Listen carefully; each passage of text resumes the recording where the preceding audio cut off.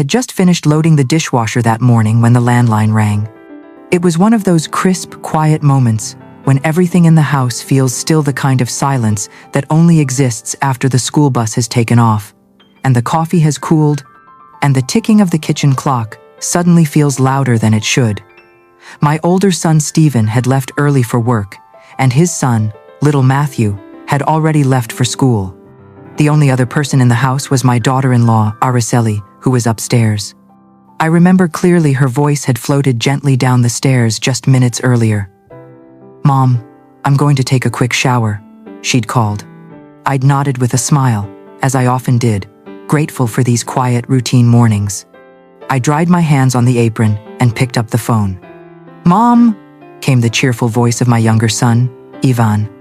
That voice always made my chest swell with pride. A pilot. My boy, the one who had dreamed of the skies since he was small. "Just wanted to say hi. I've got a little break between flights," he said. We talked about nothing for a minute or two: weather, his schedule, a passenger who had tried to bring a lizard on board. I laughed politely, holding the receiver with both hands, enjoying the warmth of a simple call.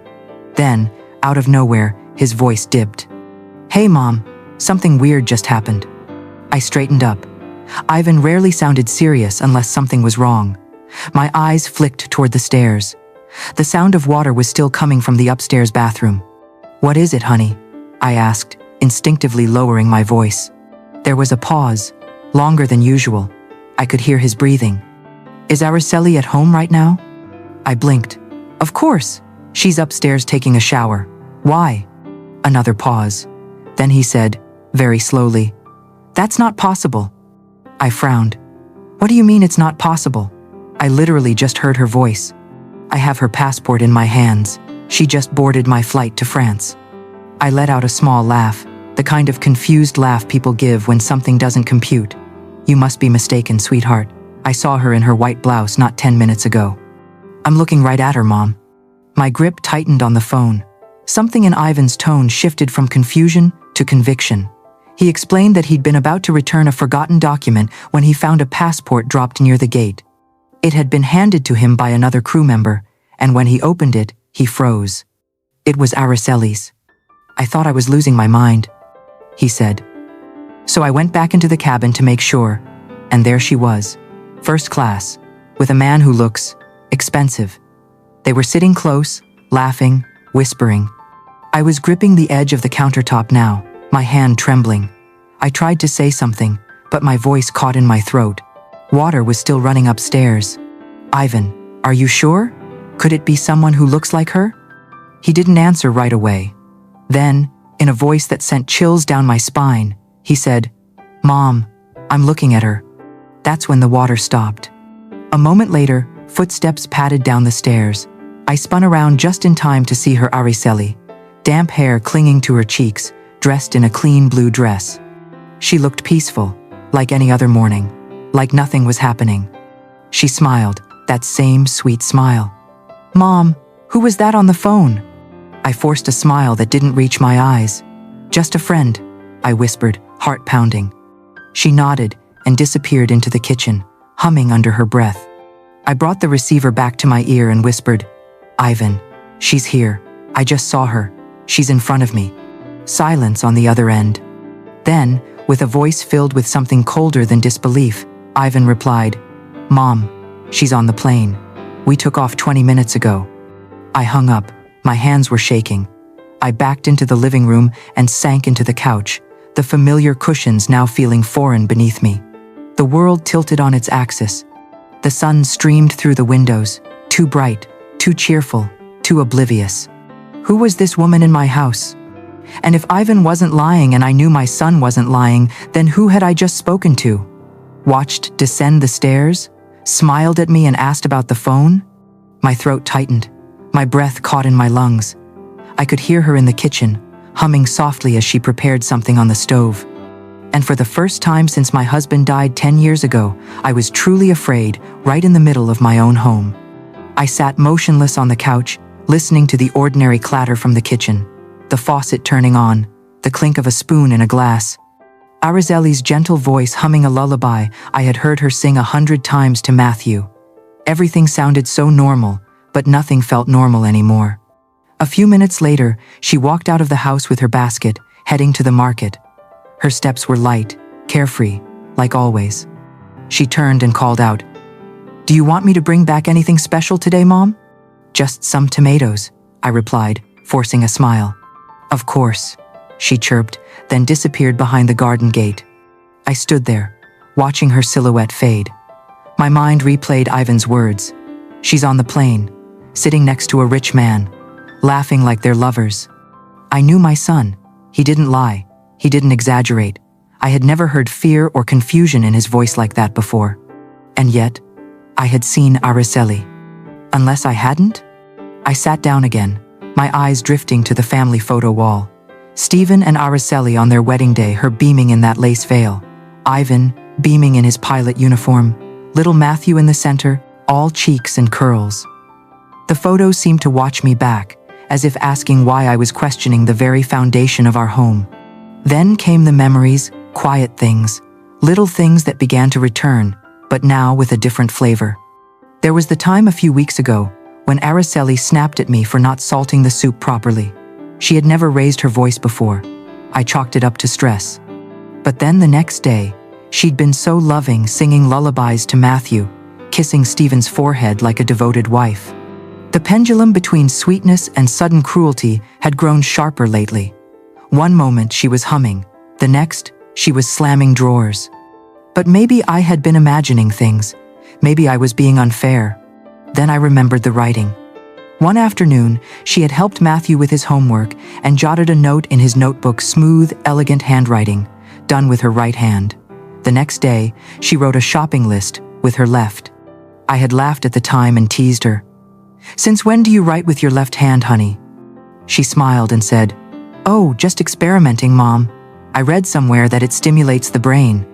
It hadn't seemed odd then. But now, the memory scratched at me like a loose thread. Just as I stood, the door burst open. Matthew ran in, his backpack bouncing on his back, his hair a mess of sweat and sunshine. "Grandma," the teacher said, "I draw better than anybody." He grinned, thrusting a notebook toward me. "Look." I sat beside him and flipped through the pages. There it was, his math homework, 2 pages side by side. One filled with beautiful, neat numbers written in smooth curves. The other, messier, crooked. "Mom helped me yesterday," he said, pointing proudly. "She used her right hand. Today she helped again, but used her left. It was uglier." I stared at the pages, my mouth dry. "She does that sometimes," he added, shrugging. "Sometimes she hugs me lots. Sometimes she barely talks." I forced a smile, my voice soft. "Maybe she was just tired today, sweetheart." He looked up at me, his big brown eyes confused. "But I like the other mom better." I froze. What did he mean, the other mom? Before I could ask, the doorbell rang. It was Helen Collins, our neighbor from next door, holding a plate. "Here's your Tupperware, Stella. Araceli brought me some lentil soup yesterday. Delicious as always." I smiled, trying to mask the storm brewing inside me. But then she added, "Strange though. She gave it to me with her left hand. I remember because I always thought she was a righty." I froze. Helen leaned in and whispered, as if embarrassed, "You sure everything's all right with her, dear?" She seemed different, cold. I hesitated, then lied. "Maybe she's just been stressed. Stephen's work has been tough lately." She nodded, but her face said she didn't quite believe me. After she left, I stood in the hallway with that plate in my hand as if it were made of lead. I didn't want to believe what my heart already knew. That night, I lay in bed, staring at the ceiling. The fan spun slowly above me, humming like a lullaby. But I couldn't sleep. Something deep inside had shifted. I knew I couldn't go on pretending. I reached into the bedside drawer and pulled out an old notebook. Its cover was faded blue, the pages yellowed with time. It was the same notebook I used years ago to track bills and grocery lists when my husband was sick. My hands trembled as I wrote. 3 p.m. Araceli leaves for the market with wicker basket. Calm mood, wearing light blue dress. Uses left hand to open gate. Ivan called, says Araceli on flight to France, right now. 4:15 p.m. Matthew says, Mom used right hand yesterday, left today. Hugged him one day, cold the next. 5 p.m. Helen says she noticed coldness.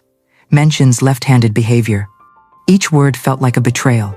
Of Araceli, of the peace I had once trusted, of myself. But I couldn't afford to dismiss these signs anymore. The fractures were there, and they were widening. The next morning, I moved through the kitchen like a ghost, my hands making tea. But my mind wasn't there. The smell of chamomile usually calmed me. But now, it only stirred a new kind of restlessness, like I was trying to brew peace in a pot of boiling doubt. I sat at the table, notebook open beside my teacup, reading over my notes again and again. I underlined Matthew's words from the night before. I like the other mom better. It sounded like nonsense. A child's innocent phrasing. But what if it wasn't? What if my grandson had said something truer than I could bear to hear?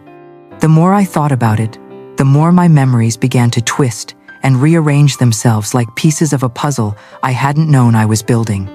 One day, Araceli had come home with her hair curled, smiling sweetly, carrying groceries. The next day, she had her hair tied back in a messy bun, and she barely spoke during dinner. I remembered noticing a faint scratch on her cheek once. When I asked, she brushed it off. I bumped into a cabinet door, but the next day, the mark was gone. I had chalked it all up to exhaustion. I had told myself, "You're getting older, Stella. Stop imagining things." But now, I wasn't so sure anymore. That afternoon, I stepped outside, needing to breathe. The air was heavy with the smell of sun-warmed grass and the jasmine vines that lined our fence. I took the watering can and went to the flower beds, hoping that the rhythm of watering the daisies would ease the storm inside me. It didn't. As I bent down to pull a weed, I heard someone calling out to me, "Stella." I turned to see Mrs. Collins again, walking briskly across the lawn. Her cheeks were pink from the heat, but her eyes looked serious. "Forgive me," she said, brushing her hands on her slacks. "I wasn't going to say anything, but something's been bothering me." I stood still. "Yesterday, your daughter-in-law walked past my garden and didn't even wave. Not a smile, not a word. That's not like her.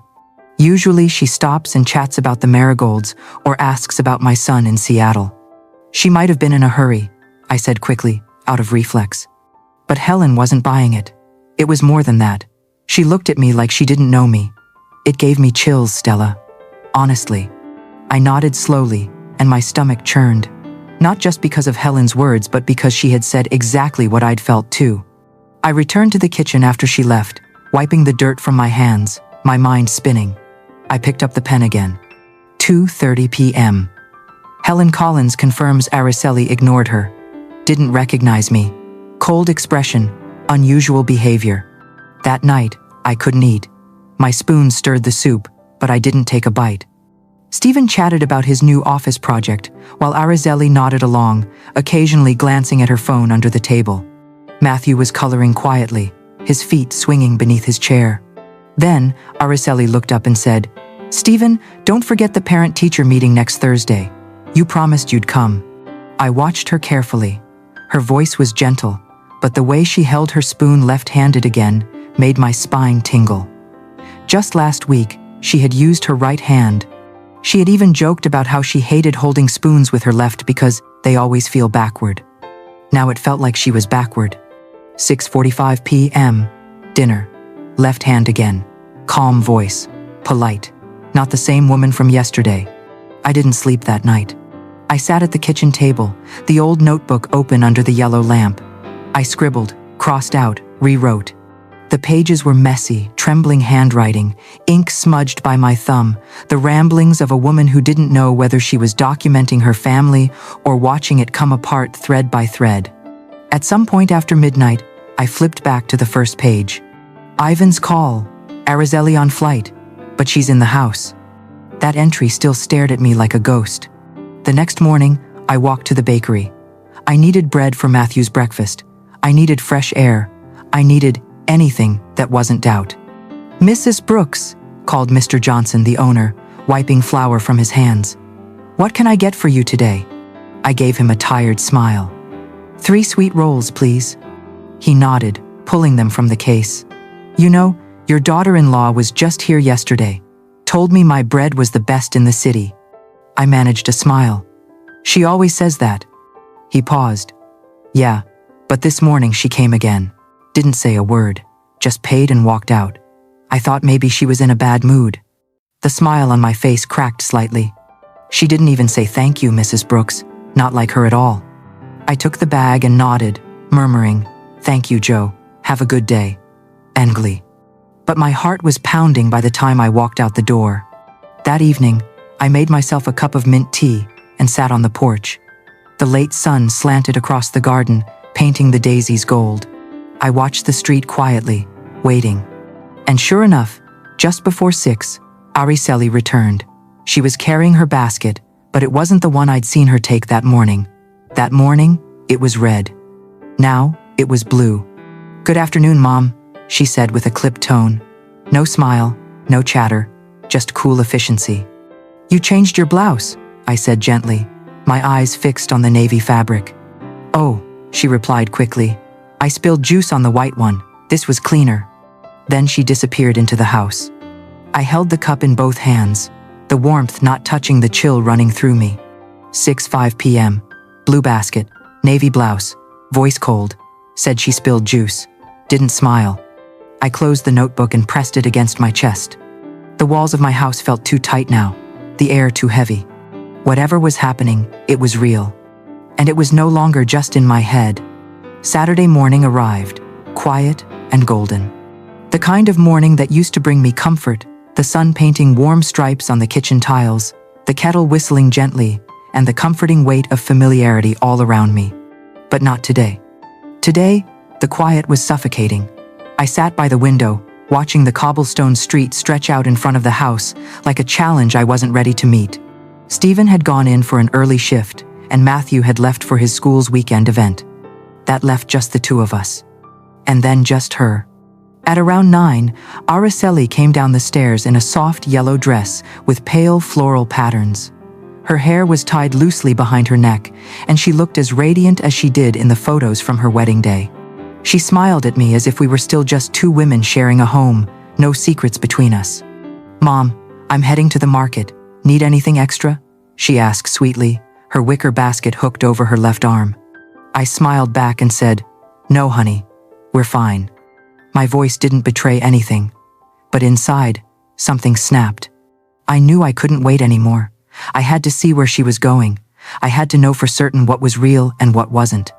As soon as she disappeared through the front gate, I threw on my old gray shawl, tucked my notebook into my handbag, and stepped out quietly, locking the door behind me. I kept a careful distance as I followed her down the street, my heart pounding so hard I could hear it in my ears. The morning sun was warm, but my back was soaked with sweat. Araceli walked confidently, like someone who belonged everywhere she went. She passed by the butcher, the bakery, waved at the florist but never stopped. Just when I expected her to take a right turn toward the open-air market, she surprised me. She turned left. A narrow, grimy alley stretched before her, lined with aging buildings and flickering neon signs. My chest tightened. I slowed down, ducking behind a stack of broken bikes outside an old repair shop. I watched. She didn't hesitate. Her footsteps didn't falter. She passed a graffiti-covered wall and approached a plain wooden door nestled between a laundromat and a shuttered pharmacy. She glanced once over her shoulder, just enough to make my stomach flip, but didn't see me. Then she knocked twice. The door opened almost instantly. She stepped inside, and the door closed behind her. I stood frozen. This wasn't the market. This wasn't anywhere she'd ever mentioned. This was a place that didn't belong to our family story. My legs suddenly felt too heavy to carry me forward. I stared at that door, its peeling paint, the rusted number plate, 14, and the silence that followed it. What was she doing in there? I wanted to rush up and demand answers, but fear held me in place. And more than that, doubt. I turned back slowly, heart thudding, barely noticing the city around me as I walked home. My shoes clicked on the cobblestones like echoes in a tunnel. I reached the gate, my hand trembling on the latch. And then, I saw her, standing in the kitchen. Her hair was dry. She was wearing a white blouse, not the yellow floral dress. Her face was calm, composed, mildly annoyed as she chopped vegetables. She turned and looked straight at me. "Where did you go, Mom? You're just getting back?" she asked, with a slight tilt of her head. I stared at her. I hadn't even been gone 20 minutes. There was no way she could have returned that fast. And she had changed clothes? I opened my mouth to speak, but the words wouldn't come. "I just went for a little walk," I finally muttered. She nodded slowly, not breaking eye contact. "I'm making that fish dish you love. Should be ready soon." Her voice was pleasant, but my hands were shaking. I climbed the stairs slowly and slipped into my bedroom, locking the door behind me. I sat down on the edge of the bed, gasping like someone who had run for miles. In my notebook I wrote, 9 a.m.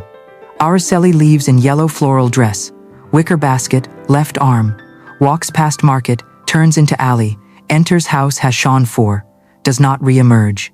9:19 a.m. Araceli in kitchen, wearing white blouse, calm voice, cooking. No explanation for sudden return or clothing change. My handwriting was messy. My tears blurred the ink. I wasn't imagining things.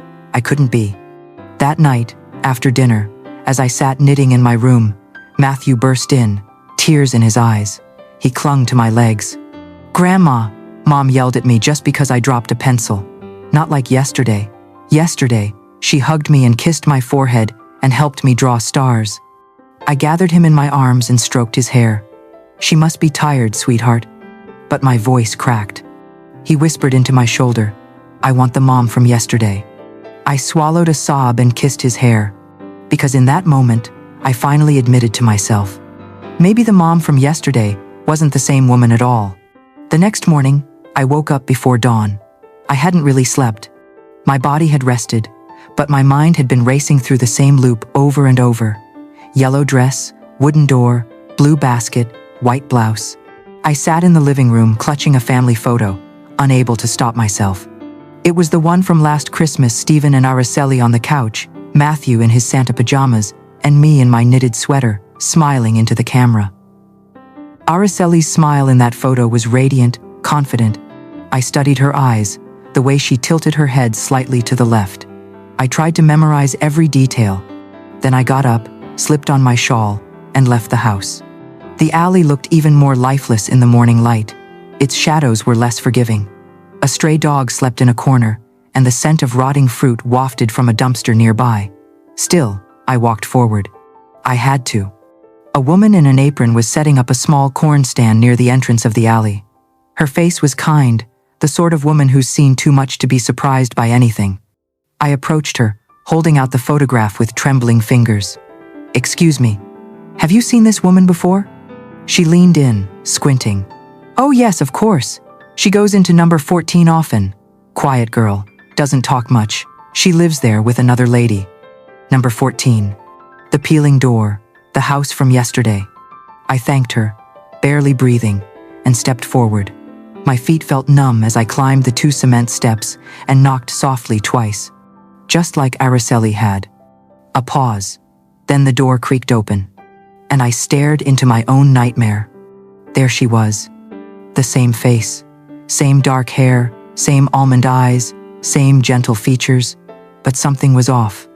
Her eyes darted nervously, and her mouth opened slightly in shock. She wore a plain beige sweater and jeans, no makeup. Her hair was messily tied back. She gripped a dish rag in her hand. "Araceli?" I whispered. She gasped. Then without answering, she tried to close the door in my face. But a voice called from inside, calm but firm. "Isadora, wait."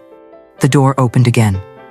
Another woman stepped into view, a bit younger than Araceli, with tightly curled dark hair, pulled into a bun, and intelligent eyes behind gold-rimmed glasses. She looked at me with a mix of compassion and sorrow. "Mrs. Brooks," she said gently, "please come in. You deserve to know the truth." I stepped inside, my hands clenched, heart rattling like loose change in a box. The inside of the house was humble, too humble. The floor was cracked cement. A small cot stood in the corner where a man coughed beneath a wool blanket. A single lamp flickered in the far end of the room. There were no pictures on the walls, no softness.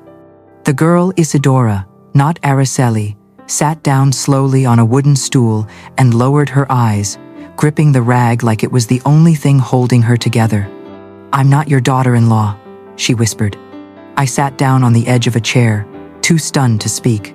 "My name is Isadora," she continued, barely audible. "I don't know everything, but I was hired by Araceli. She paid me to pretend." She looked up for the first time. Her eyes were full of something I couldn't place: shame, grief, maybe both. She said it would only be for a few hours at a time. "Go to the market, take care of the boy, smile, be polite." I never asked questions. I just needed the money. My parents are sick. My heart pounded. I looked at the frail man coughing on the cot, her father, and I realized she wasn't a criminal. She was a pawn. Lucy stepped closer. Her voice was firmer now. "Isadora met Araceli at a street market over a year ago. They looked like twins. Araceli offered her money. A lot. And every time she needed a break from her family, she sent Isadora in. To fool us?" I said slowly, unable to believe it. Lucy nodded. "Yes. She would go off with a man. Rich, dressed in suits. Isadora waited in the car while they disappeared into cafes, hotels, places I didn't want to ask about." I felt the room tilt. My hands clutched the arms of the chair. I remembered Ivan's voice. "She's sitting in first class next to a man who looks very rich." I turned to Isadora. "Do you know who the man is?" She shook her head, eyes full of regret. Lucy answered for her. "Charles Thompson. I heard them say his name once. They called each other Honey. He wore a gold ring with an eagle crest. The name meant nothing to me, but it felt important. Heavy." I leaned forward, locking eyes with Isadora. "Do you understand what you've done? You lied to my family. You confused my grandson. You made me think I was losing my mind." She nodded slowly, tears running silently down her face. "I'm sorry, ma'am. I never meant to hurt anyone. I just didn't know how to say no. My father needed medicine. My mother can't work anymore. I thought I could do both." I stared at her, and for the first time, I truly saw her not just the mirror image of Araceli, but a girl caught in a life too cruel for her age. She wasn't evil. She was scared, like me. I rose, my legs trembling. "Isadora," I said, steadying my voice. "I don't blame you, but I do need your help. I have to protect my family." She looked up and nodded through her tears. "I'll help you," she whispered. "I don't want to keep lying anymore." Lucy placed a hand on her shoulder, and I knew right then I had cracked the door open on a secret that had festered too long in the dark. But it wasn't over yet. This wasn't the end. This was only the beginning. I couldn't sleep that night. The truth clung to me like a second skin, unshakable, clammy, heavy. Even as I laid under my old quilt, I could feel the echoes of Isadora's voice. I just did what she asked. I needed the money. I didn't want to lie. I saw her face every time I closed my eyes. It was Araceli's face, but it wasn't. I rose before the sun, dressed in silence, and left the house just as the sky was turning purple. I knew I had to go back to that house behind the alley. There was still more I didn't understand. And I had the sinking feeling that this wasn't just about betrayal. This was about identity. When I knocked again on the door of number 14, Isadora answered without surprise. Her eyes were tired but calm. "Mrs. Brooks," she said softly. I thought you might come back." She stepped aside and let me in. The same cracked walls, same low light, same man coughing on the cot. But today, there was a different presence in the room. In the far corner, resting on a pile of mismatched pillows, was a woman so thin and pale she looked like she was fading into the blankets. "Is that your mother?" I asked gently. Isadora nodded and whispered, "Her name is Mrs. Jones." I approached her slowly. She opened her eyes, clouded but alert, and looked at me. I introduced myself quietly. "I'm Stella Brooks, Stephen's mother, Araceli's mother-in-law." Her lips moved into the faintest smile. "You're the woman Isadora always talks about, the kind one, the knitter." I knelt beside her bed. Her hands were small and frail, with skin like tissue paper. "I need to understand," I said. "Who is Isadora? Where did she come from?" Mrs. Jones took a shallow breath and began to speak in a thin voice that cracked between words. "I was a nurse," she said, "back in a small town south of here. A long time ago, there was a woman who came into the clinic. Poor, skin and bones, her husband already dead. She had twin girls. I remember the way she looked at them, like she was breaking into two pieces. She said, "I can't keep both. I barely have food for one." My stomach dropped. She was going to leave the second one behind, abandon her. Mrs. Jones paused, tears welling in her pale eyes. I couldn't let that happen, so I took her. Quietly. I said I'd raise her. I never told anyone. I just raised her as mine.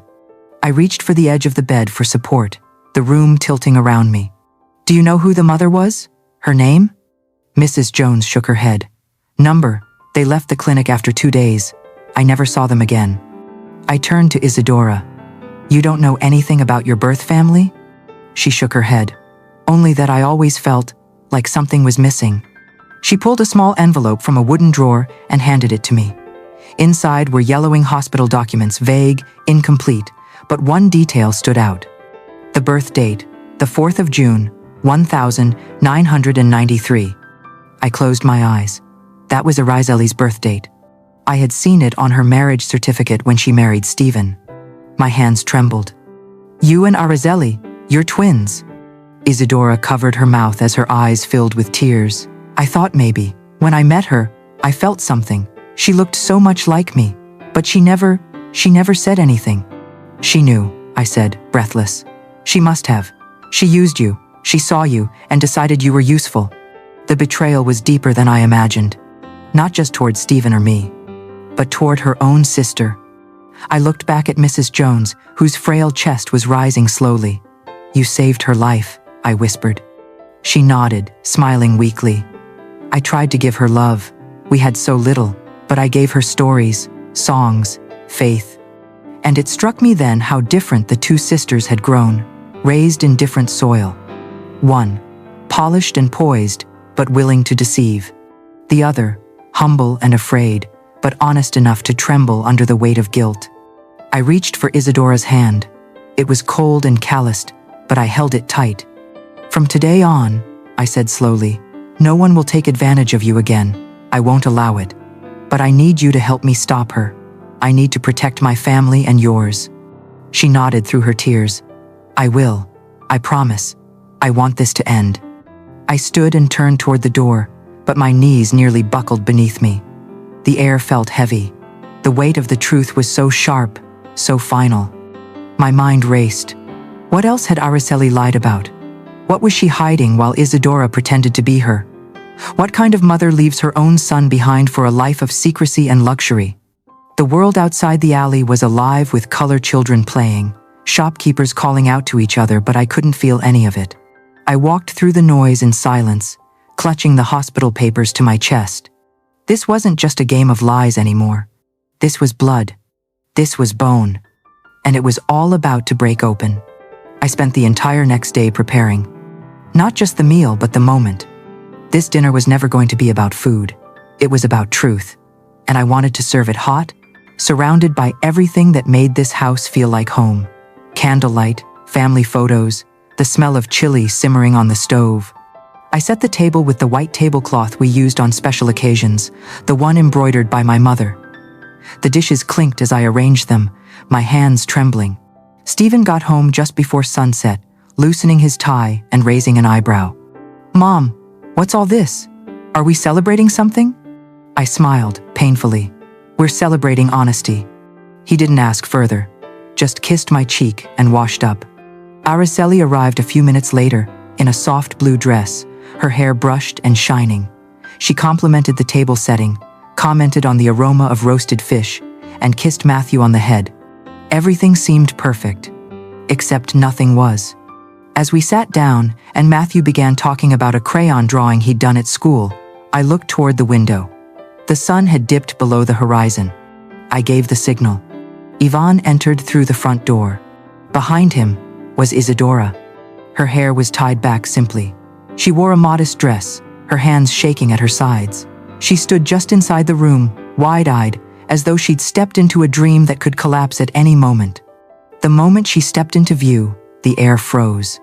Stephen dropped his fork. Matthew turned toward the doorway, confused. And Araceli stood. "What is this?" she hissed, backing away from the table. What kind of sick joke is this, Mom? I rose slowly, my heart pounding against my ribs. No jokes, I said. Just truth. Arazelli's face turned pale, then red. Stephen looked between the two women, his mouth slightly open. What's going on? He asked, his voice shaky. Why do they look the same? Matthew stood, eyes wide, and looked at both women. Then his tiny voice, full of innocence, asked, Why are there two moms? The question was a blade. I turned to Stephen. She's not just someone who looks like Araceli.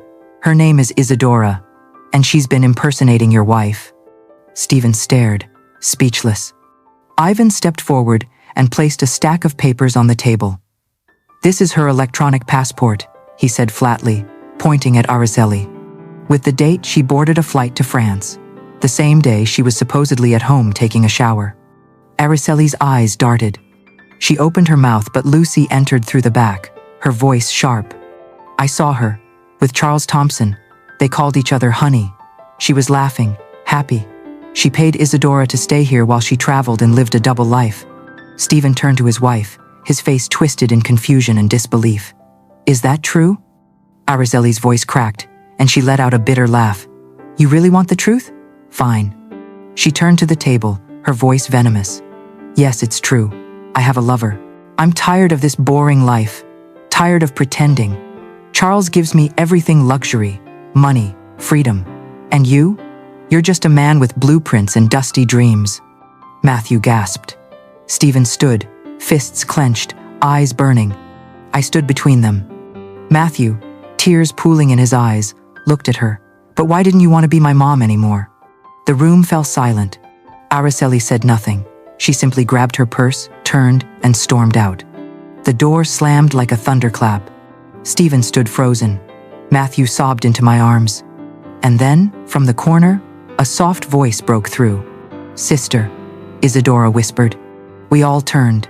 She took one hesitant step forward.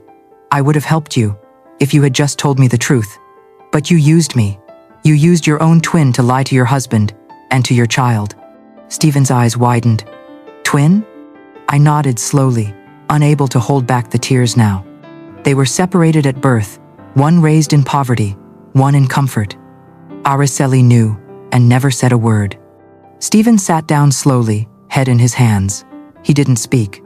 Matthew wiped his eyes and looked up at Isadora. Are you my mom now? Isadora knelt beside him. I can't replace your mom, she whispered, but I can love you, if you'll let me. Matthew nodded and buried his head in her shoulder. For a long moment, no one spoke. And in the silence, I realized what had happened. A family had broken. But somewhere in the middle of the wreckage, a new one had begun to form. The next few days passed like a slow-moving storm, quiet, but soaked in the aftermath. The house that had once hummed with morning routines and dinner conversations now felt hollow. Araceli was gone. She hadn't returned since the night she shouted her truth, slammed the door, and left us to pick up what remained of our lives. Stephen didn't say much. He went to work, came home, stared into his coffee, and barely touched his dinner. His eyes had changed, no longer lit with their usual focus or gentle warmth. They were dimmer, heavier. He didn't ask where she went. He didn't call her. He didn't cry in front of me.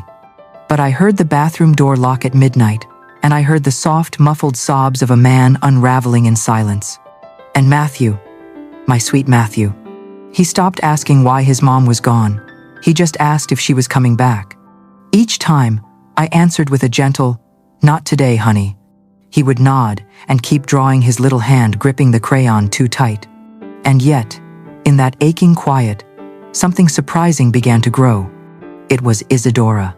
At first, she came only to drop off food. Quiet meals in simple containers, soup, pasta, freshly baked bread. She said she just wanted to help. Then, she stayed longer. Helped Matthew with his homework. Saturday with Stephen, while he worked on blueprints, not talking, just existing beside him. She didn't fill the space Araceli left. She didn't pretend to. She eased into it like warm sunlight on a cold floor. One afternoon, I saw them together in the garden. Isadora was crouched beside Matthew, showing him how to draw a bird using gentle curves. He looked up and asked,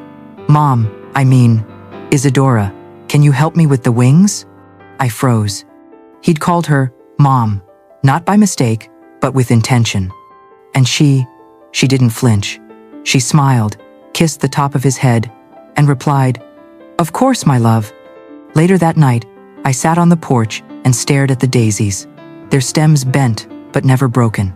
Isadora came outside with 2 cups of tea and sat beside me in silence. We watched the stars come out, one by one. "She doesn't deserve him," I said suddenly, my voice barely above a whisper. "She didn't even fight for Matthew." Isadora said nothing at first. Then, "I think some people are born craving freedom more than love, and others like us were born to protect the ones left behind." I looked at her. This girl, no, this woman who had once impersonated my daughter-in-law, was now teaching me what motherhood really meant. The next morning, Stephen finally broke the silence. He was holding a small ring box.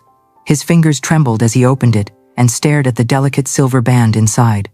"I was going to give her this," he said. I didn't ask when he had bought it. I didn't ask if it was before or after the lies. He looked up at me, eyes glassy. But now, I don't even know who she really was. I reached for his hand. "Then give it to someone who's real." That evening, as the sun set over the horizon and the shadows of our broken past stretched long across the kitchen floor, Stephen stood in the doorway. Isadora was setting the table, unaware. "Isadora," he said, voice shaking, "I need to ask you something." She turned, startled. "I don't want to waste time," he said. "You came into our lives in a lie, but you've stayed with truth. You brought light back into Matthew's eyes. And mine." He pulled the small silver ring from his pocket and knelt. "Will you be my wife?" Isadora gasped. Her eyes darted to me, as if asking for permission she didn't need. I walked over and placed my hand over hers. "You've already been part of this family," I said. "Now let it be official." She nodded through tears. "Yes," she whispered. Matthew clapped. Ivan cheered. And I cried not for what we lost, but for what we were choosing to build from the wreckage. That night, as we cleared the table together, Stephen laughing for the first time in weeks, Matthew singing to himself while stacking napkins, I looked at the empty photo frame on the mantel. I had taken out Araceli's wedding picture earlier that morning. I had thought it would leave a hole. But now, I saw it as space. Space for something honest, something earned, something new. The day of the wedding arrived with no grand announcement, just a soft breeze, a blooming garden, and a calm that felt hard-earned. There were no white doves or orchestras, no rented ballroom or shimmering chandelier. Just the backyard, where Stephen had learned to ride a bike, where Matthew had played with sticks and stones, and where I had once sat with a needle and thread, stitching my boys' school uniforms. And now, it was here that our lives would begin again. Isadora stood under the rose arch, wearing a simple ivory dress, not designer, not adorned, but elegant in a way that felt honest. Her hair was pinned up loosely, tendrils dancing around her face. She held a small bouquet of daisies and lavender, gathered from the garden that had watched this family grow and fracture. Stephen looked at her like he had finally found a safe place to rest. Matthew, dressed in his tiny charcoal gray suit, stood tall and proud as the best man, beaming as he handed Stephen the ring. When the guests chuckled, he puffed out his chest and whispered to me, "I'm very serious about this job, Grandma." I smiled through tears. Ivan had flown in from Denver for the weekend and stood beside Stephen with a hand on his shoulder, steadying him. "You deserve joy, brother," he had told him that morning. "Don't be afraid of it." There was no officiant with robes and sermons, just Lucy, calm and composed, who had offered to perform the ceremony with a small smile and a borrowed book of vows. She spoke with grace. "Sometimes family is chosen, sometimes it's revealed, but what matters is the love we carry, the truth we live by, and the courage we choose every day." Stephen turned to Isadora. His voice trembled. "I don't want a perfect life. I want a real one, with you, with Matthew, with laughter and tears, and all the messy, beautiful moments in between. Will you walk beside me not in someone else's shadow, but as yourself?" Isadora nodded, eyes shimmering. "Yes, as myself, and always with you." When they kissed, Matthew clapped first, loudly, gleefully. "You can kiss the bride now," he shouted, even though they already had. The garden echoed with warm laughter. I stood at the edge of it all, my shawl pulled close, my eyes brimming. And for the first time in months, maybe years, I felt peace. After the ceremony, we shared lemonade and cake beneath the big oak tree. Ivan played an old song on his phone, and Matthew danced with Isadora, twirling in his tiny dress shoes as she laughed freely. Later that evening, as the sun sank behind the rooftops and bathed the backyard in golden light, I sat with Stephen. He was holding Isadora's hand as she braided Matthew's hair by the garden steps. "Do you think Dad would have approved?" he asked softly. I looked at the sky. "Your father believed in redemption," I whispered, "and in second chances." Stephen nodded. "Then this is ours." I reached for his hand. "Yes, but only because you had the courage to stop chasing what was false and open your heart to what was real." He smiled. And when Isadora looked up and met my gaze, I nodded slowly. "You belong here," my eyes said. And hers replied, "Thank you for letting me in." Life after the wedding didn't become a fairy tale, but it did become honest. Isadora didn't try to erase what had come before. She didn't attempt to fill someone else's shoes. Instead, she built her own place in this family, one small gesture at a time. She continued making Matthew's favorite lunches. She learned how to cut his sandwiches into star shapes. She found a new bedtime story each night. She sang Cielito Lindo, the lullaby I used to hum to my boys, in her own trembling voice, sometimes off-key but full of love. Matthew never asked about his other mom again. Children know more than we give them credit for. He knew, in his small heart, that the woman who tucked him in every night now was the one who stayed. Stephen began to smile again, not just out of politeness, but from the soul. He started drawing at the dining table again, humming to himself, pencil tucked behind one ear like he used to when he was a teenager. I noticed the changes. One night, I came into the living room and found Isadora dozing on the couch, Matthew curled up on her lap, drooling slightly onto her sweater. Stephen was seated beside them, quietly typing on his laptop. A soft lamp lit the room. That moment, so ordinary, so perfect, stayed with me like a photograph only the heart can take. Later that week, I placed a new photo on the mantle. It wasn't a posed one, just a candid snapshot Ivan took. Isadora and Matthew baking cookies, flour in their hair, laughing. Underneath I wrote, "Truth, finally home. I won't lie to you." Sometimes, late at night, I still hear echoes of the past Araceli's voice, her laughter, the lies I believed for too long. And when I walk past Matthew's room and hear Isadora softly singing, I remember that all of this began with a phone call. "She's on the plane." That moment shattered everything. But from the cracks, something stronger grew. I've come to believe that families aren't destroyed by lies alone. They're destroyed when we choose to keep quiet about them. And saved when we finally find the courage to speak. That's why I'm telling you this. I'm not sharing this story for revenge. I'm not here to shame anyone. I'm here for every mother sitting silently with a knot in her chest, doubting her instincts. For every grandmother who thinks she's too old to question what doesn't feel right. For every woman who's told to keep the peace when the peace is already broken.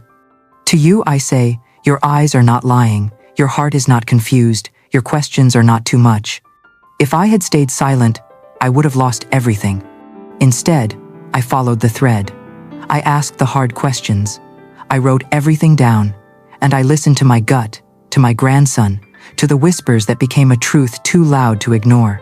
And that's what brought us here. Not back to where we started, but somewhere better, stronger, kinder. So now, when I sit on the porch and listen to Matthew's laughter inside, when I smell cinnamon from the kitchen and hear Stephen talking about his new designs, when Isadora leans her head on my shoulder and sighs, "It's been a good day. I thank God not just for the peace, but for the storm that revealed what was real. Because the truth, it will shake your home, but it will also set you free." Thank you for listening to my story. If it sparked something in you, don't let it go.